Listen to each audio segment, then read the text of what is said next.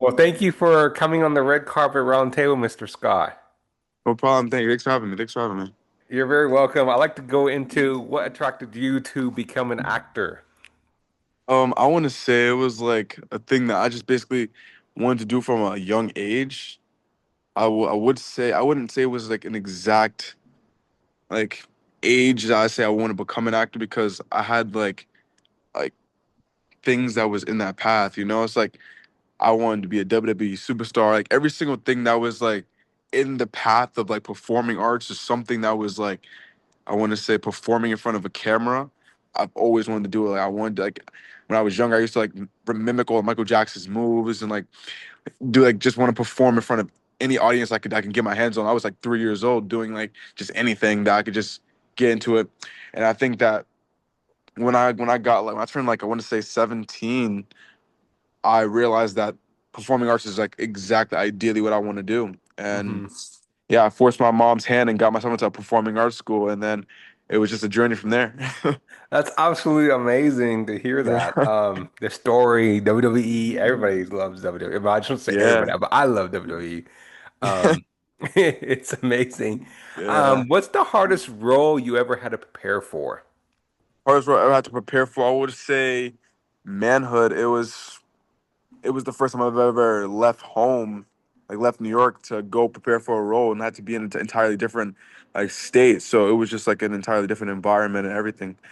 So it was just like the preparation and like becoming a different person, and also actually I was freshly 18, about to turn 19, and it was like I was 18 years old. So that was the first time I ever left the city by myself without no a parent. So it was like literally me going into manhood, trying to portray a character that's going through manhood as well. So it was like one of the hardest roles I had to prepare for because it was like me actually developing and growing into the role as well. Oh, wow. And do you want to say that role maybe matured you as more as a man? I would say that because it made me see like the light of like things that could happen possibly and like things that you know can just happen around you and things that you could Hmm. just do and like the bad things that could happen, the good things that could happen, and everything that. That's so true. It's so interesting how when you a lot of people who become an actor, that it actually changes them, makes them Yeah, become a better person. exactly. Yeah, it made me realize that's what I want to do, and that this is my passion, this is my drive, this is exactly like the pinpoint that I need to do, and like the dedication that I need to have to, get the role. And this is like the real deal. And that is so Go on true. stage. Yeah, That's the real deal for sure. What's exactly. the first thing that you look for when you read a script? The first thing I look for when I read the script is like it's usually just like is the character relatable? Does the character like does the lines have something that is like does it have a lot of realism in it, or do I have to add it, or like Hmm. is it because like my brain processes is like I can read something once and my brain like automatically picks up and I can memorize it. But if it's like something that's like like foreign, that's like not like like the same exact English that we're all reading, like for example Shakespeare, it's like something that I have to like like adapt to. So I look forward to see if it's like normal English, if it's like modern day English, normal like things like that. So I try to like find if would I have to adapt myself like to a different circumstance, or would I just have my own realistic point of view and I could just give my own you know input. Yeah, Right, your input into, reading a script and knowing if that script is right for you, yeah. and that's so true. And what's the most difficult script you ever had to memorize? Difficult script I've had to memorize. Again, I would say I would say Manhood because we were filming on tight schedule, so it was like we filming for an entire week straight, like from 11, no, yeah, from 11 a.m. to 11 p.m. just straight like, filming. And then I'm memorizing new lines, new sides every single day because it's also a show that we're wrapping up in literally all in this one week. And I'm a lead in the show, so I'm memorizing like I want to say 11 pages of just dialogue, heavy dialogue, every single day, fresh. Like there's no like oh yeah preparation. You get a day to memorize it before like you get the night to memorize it because like again you have to go to sleep and wake up next morning to film again. So I memorize like at the moment I wake up off the wake up have to memorize it, and or like memorize it while I'm about to go film or memorize. I'm eating breakfast. So I'm like yeah, it was just like yeah I'm memorizing over and over and over again. And it's just like dialogue after dialogue after dialogue. Not a lot of improvisation. There was some improvisation, but not like heavy. You know? Wow, that's intense. 11 Yeah, p.m. 11 yeah, a.m. to 11 p.m. That is intense. exactly. Yeah, it was no Woo! breaks. There. That is, I mean, to be honest, I probably could handle it, but my body probably be like, whoa, Yeah, I am yeah. so exhausted. Let me go home. Um, I'm just curious, and I ask a lot of my actors who come on my show this question. Was Hmm. there ever a moment that you almost wanted to quit, and what kept you going? Because I know Uh, being in this tough entertainment industry is that it doesn't matter. I mean, young age and even adults experience this. But what kept you, Mr. Scott, motivated and kept going? I could give you an answer, but there would never be a definite answer because my drive is something every single. I watch maybe 4 movies a day. I'm at a movie theater right now. Oh, So I watch a movie every single day. So I'm studying every single day. I'm seeing people do what I love every single day, and every single time I'm watching, I'm getting motivated every single second, and I'm seeing other black people like Michael B. Jordan winning Oscars and stuff. So it's motivating me every single day. I don't have like the brain input to quit. There's nothing. There's not even a bone in my body that says quit. Or like I never had like the thing that said, oh yeah, you can't do this or you can't, because my parents are very supportive, and like this is my I live in New York. This is my world, and like every single thing around me is performing arts. So every single day I'm indulged in acting. I'm on IMDb every single day. I'm looking at new movies. I'm updated inside the industry, updated in the box office. I'm like, this is in my passion. So it is like not a single thing that says quit. You know. So I haven't had a moment that I felt like, because there's moments that you feel like, oh yeah, like, can you do this, or is this possible? Like, I just overrule that every single time, and I just, I feel if anything, if I'm not getting auditions at this moment, I'm like, okay, so what am I doing? Not doing right? Find, get new headshots, get a new reel, get something else, fix something, fix that, fix this. It's like my brain just pinpoints to the solution, never to like the end result. Like, try to be like, no, maybe this is not working. My brain doesn't even think like that. I say, I just can't. It's like find a solution. Because it's that not an option. is It's happening. Yeah. that is actually amazing. You're at the movie theater, but still, but what is it's so powerful is that you want to thrive, you want to keep going, you want to keep pushing yourself, and that's what Yeah. everybody does in this entertainment industry. We have to motivate yourself to push Delusion. yourself and keep going. That's Yeah. the key that we all want to hear. So, to follow up that question is, how do you rebuild confidence after rejection or the big question, criticism? So my thing with, with rejection is usually the fact of, if you get rejected for a role, it just wasn't meant for you. It wasn't the right place. You either just didn't have a look, because at the end of the day, it's never, because again, I hear a lot of people say this. Talent is usually never enough, because you can have all the talent in the world, but it still means that you might not have the look. You might not have like the age, because I got declined a lot of roles because I look too young, or I might look too old for a role. So it's just the fact of like, it's never, you have to always remember, it's like never you, but there's always room for improvement. But if you don't take rejection to heart, because everybody, this entire industry is nothing more than rejection. You get rejected every single day. The biggest actors you see on the stage get rejected for a role every single second. Like, it's just not as highlighted as you think it is, but it's like, just don't take it to heart, because it's a part of the industry. This is the film industry. It's not like a job corporation where it's like, oh, you have, no. It's like, take your time, don't rush it. Just sit there, have your motivation, study, work, and then just, it's gonna happen. When it happens, it happens. Just don't take it hard, because there's people who didn't make it until like they turned 40 years old. The people who made it at the age of 5. You know what I mean? So it's like, there's no time limit on when you're gonna make it. Rejection is a part of the art. You gotta love the game. Just love the game.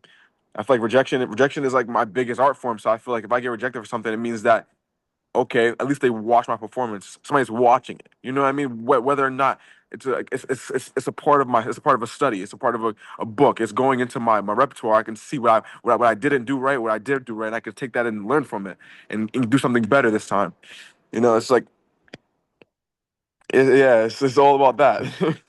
That is amazing because you're absolutely right. Because when actresses go to audition, especially if a lot of younger ones, Yeah. they will be like, "Oh my goodness, am I not pretty enough for Hmm. females, or my makeup's not good enough, or for guys, it's like, am I too short, am I too tall, what is going on?" Or, and it's they have to realize, and you can speak for that as well, possibly that it's not you, it's the role is not ready, it's not for you. That's And not also, for a it. lot of people have to remember, I may go to audition and you're there.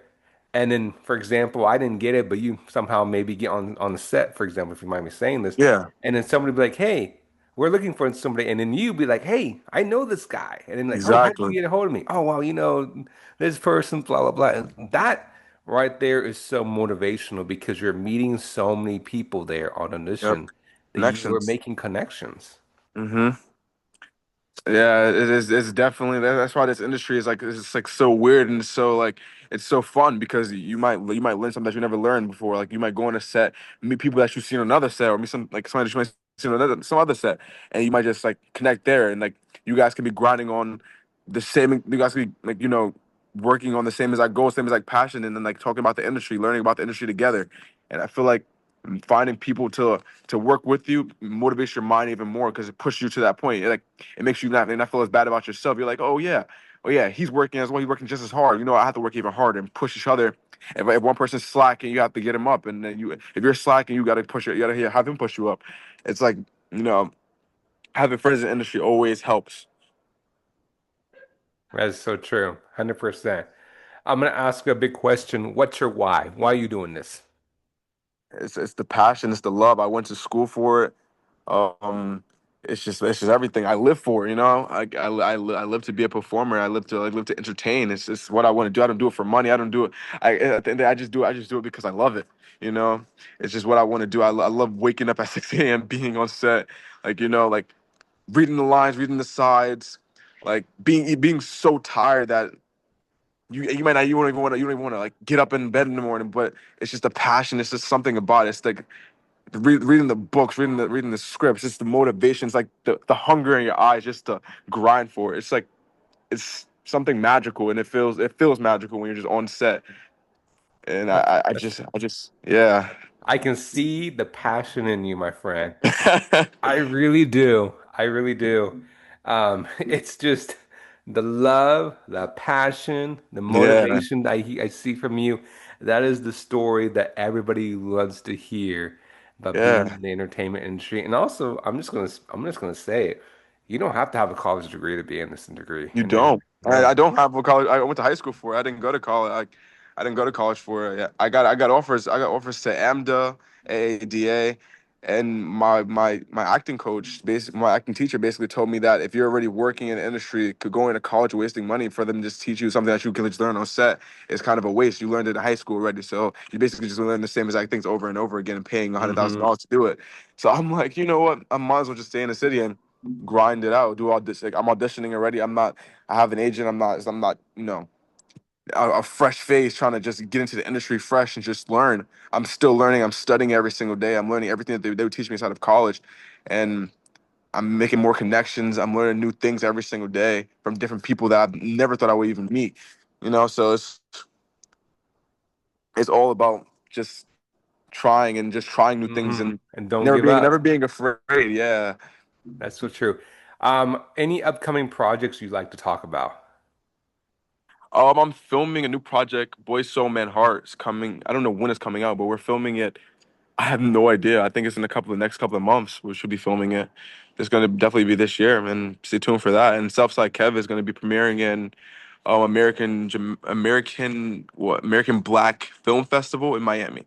Yeah. So stay That's tuned for those. amazing. Absolutely amazing. You know, I love your passion. I'm gonna be honest, I love your smile. Thank you. I really do. It's Thank you. absolutely amazing what you're doing, what you're spreading the love. You are Yeah. spreading the love. You're spreading your testimony about don't have to have a college degree. You can Hmm. do it if you have a passion. Go for it. And that's what you're doing. And It's amazing testimony because you're saying it again is that if you love what you're doing, keep going. Don't let anything stop you. Exactly, I'm a black Jewish kid from Harlem, so it's like, yeah, so it's like, yeah, technically the odds should be stacked against me, but I don't care. You know, I'm here for it. To I be won it. honest, I don't I care. I'm personally fighting don't think, through to be honest, I don't think the odds are stacked against you. I it. really don't. You Yeah, have my support. You really yeah. do. Thank you so You much. really do. You have my support. I support everybody in the entertainment industry Yeah, who are trying to exactly. become an actor or even the famous actors. I support them. Yeah. We are a family. Exactly, and I That's for feel, yeah, sure. yeah, we have to stick together like family because like this industry is hard, and I feel like everybody just needs the guidance. You know, some people like I feel like you can make one person's day by just telling them that they have it and they can make it, and that right there can get them the role that they needed for a lifetime. You know what I mean? Hmm. And then that one role could take off and push them to something else that's beyond the limits that you never expected, and it's literally it takes one thing, one project to just change your entire life, and that's all it takes. So Amen. I feel like literally it's all that, and and that's the thing like, that keeps you motivated every single day. It's like you might get declined for multiple roles, but the only thing it takes one role, one right project, one person to just say yes, one person to see your face, one person to just see it, maybe even an article, and just be like, oh, I want to see that guy on the audition That for is this role, so true. and That then is your life so changes. true. It's the next thing you know, you're in the Oscars. You know, it's spontaneous. Yeah. So just I feel like just stay motivated and Amen, my stay a brother part of it. friend. Amen, Yeah. my brother friend. You said it right there.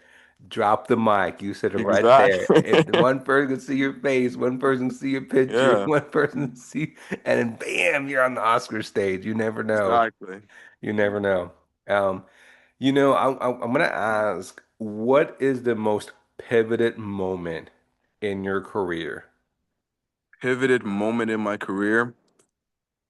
Um, I want to say it was. I feel like meeting Jamie Foxx. Meeting Jamie Foxx on the set of Fight for 84. It was. I feel like I've never seen a person in so much have so much light, have so much, like I want to say like energy inside of a room, being able to hold up an entire like energy room of like a bunch of people. Like people could just be tired and like drained, ready, not ready, ready to film, and then he just like can just give a comedic essay, and just everybody's laughing, everybody's in a good spirits, everybody's in good mood. Like I feel like that was one of the moments I felt like, you know what, this is exactly what I want to do, because this is exact like you were on a bunch of people who are like you, who want the same passion, who have the same drive, and who have the same motivation as you, and it's beautiful. It's art, you know. That is so true. I'm so happy that you got to meet Jamie Foxx. How was Jamie Foxx in Yeah, person?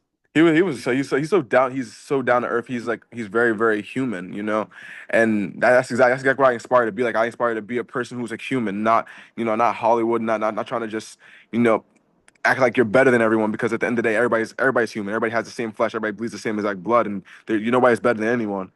And it doesn't matter how much money you have in your bank account. It doesn't matter how famous, how many people, how many followers you have. At the end of the day, everybody's still human. Be down to earth, because everything can just go to shambles and you have nothing. So, Hmm.